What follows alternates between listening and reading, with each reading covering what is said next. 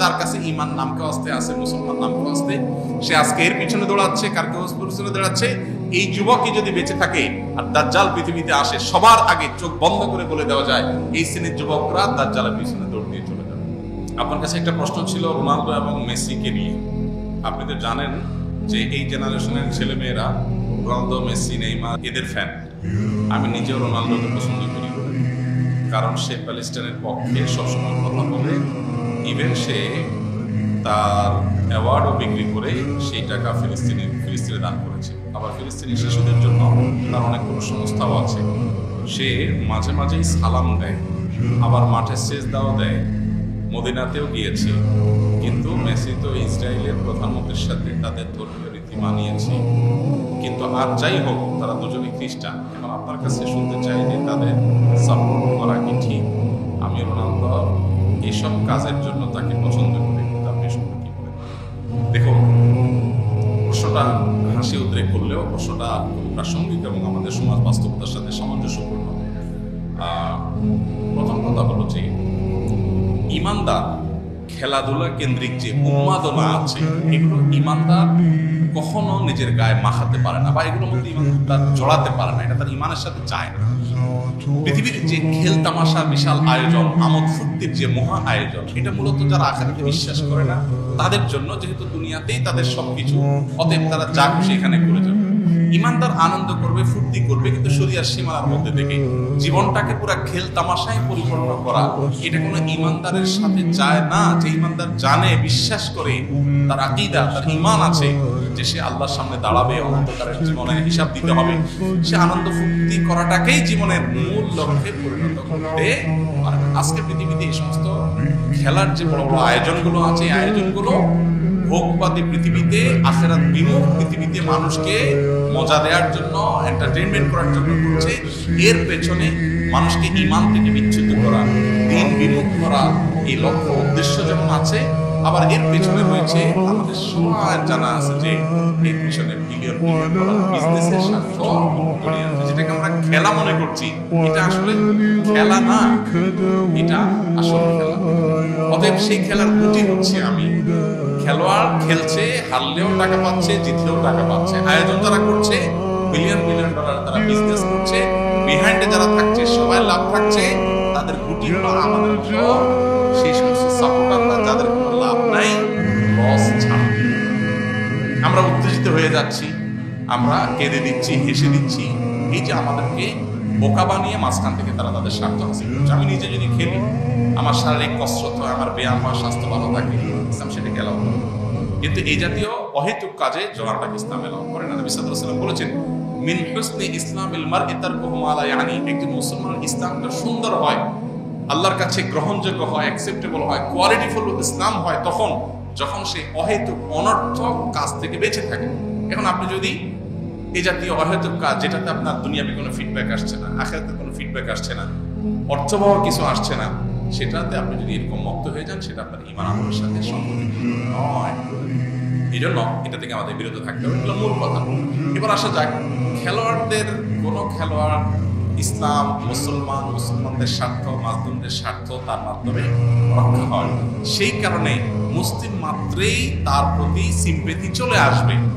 এটা খুব স্বাভাবিক একটা বিষয় যে একজন মানুষ অমুসলিম হওয়ার পরও তিনি আমাদের স্বার্থ সংশ্লিষ্ট বিষয়গুলোতে আমাদের পক্ষ অবলম্বন করছেন। এটার কারণে তার প্রতি একটা দুর্বলতা চলে আসাটা একটা স্বাভাবিক ব্যাপার।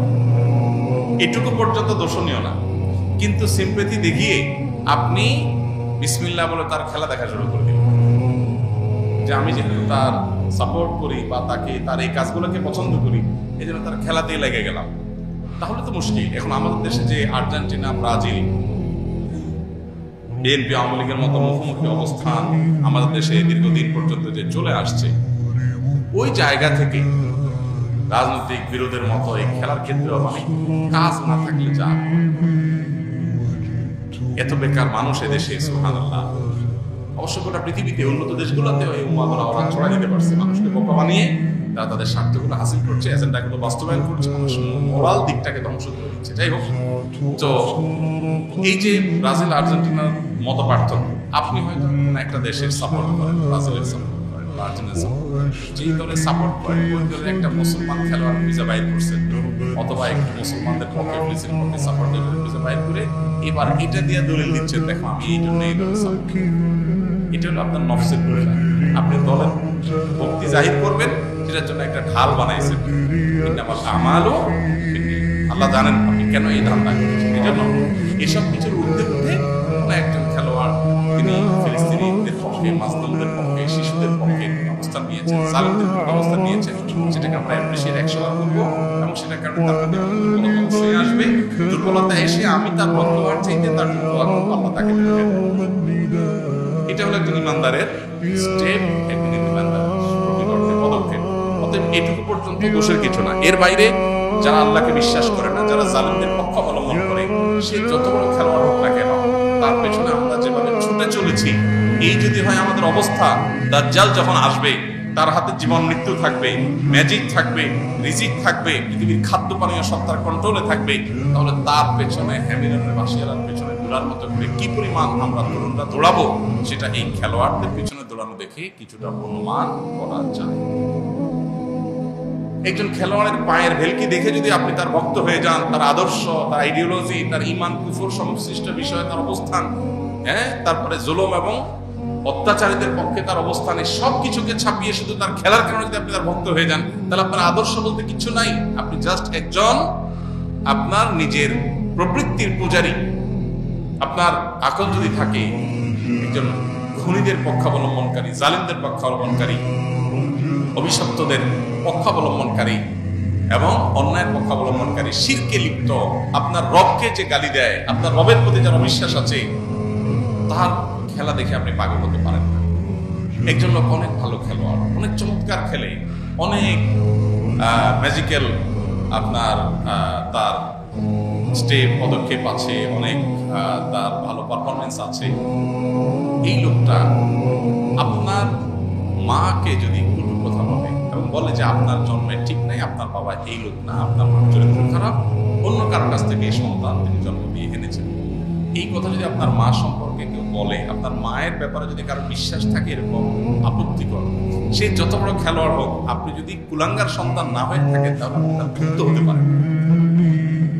আপনি যে রবের প্রতি ঈমান এনেছেন, সে রবের অস্তিত্ব, রবকে যে স্বীকৃতি দেয় না, বরং সে রব সম্পর্কে যে কটু কথা, কটু বিশ্বাস, ভ্রান্ত বিশ্বাস রাখে, সে যত বড় খেলোয়াড় হোক, আমার আদর্শ তাকে আমার ভক্ত হতে দেয় না, বাধা দেয়। এটা আদর্শের ব্যাপার।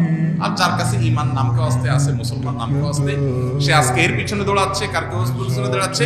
এই যুবকই যদি বেঁচে থাকে আর দাজ্জাল পৃথিবীতে আসে, সবার আগে চোখ বন্ধ করে বলে দেওয়া যায় এই শ্রেণীর যুবকরা দাজ্জালের পিছনে দৌড়িয়ে তার হাতে আরো বেশি ম্যাজিক থাকবে, আরো ভক্ত হওয়ার, ফান হওয়ার মতো বহু আইটেম থাকবে। আমাদের অনেক তরুণরা কোরিয়ার আপনার কি বিটিএস, এই তরুণদের ফান হয়ে যাচ্ছে অনেক ছেলেরা মেয়েরা।